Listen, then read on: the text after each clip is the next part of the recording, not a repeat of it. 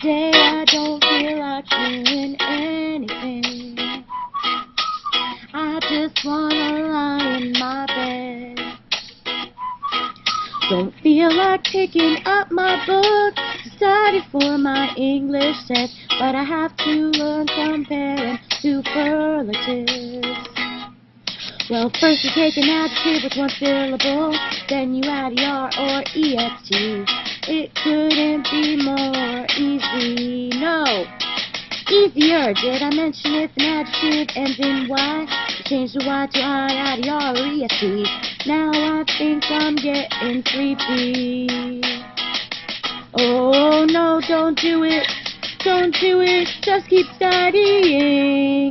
But today I don't feel like doing anything.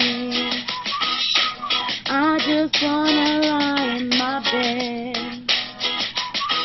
Don't feel like picking up my book, study for my English test, but I have to learn compare and superlative adjectives. Ooh, ooh. Adjectives. Oh, now teacher, tell me what to do with all the other words, those with 2 or 3 or 4 syllables, 'cause I'm just so freaking confused. Well, students, here's what you do. It's really pretty easy. For comparatives and more, and superlatives the most. That is all you have to go. Oh, wait 1 minute. 1 minute, I forgot irregulars. Teachers say I don't feel like doing anything. I just wanna lie in my bed. Don't feel like picking up my book to study for my English test, but I have to learn compare and superlatives. Well, for good there's better and the best. For bad there's worse and the worst. Yeah, yeah, yeah, yeah, yeah, yeah, yeah, yeah, yeah.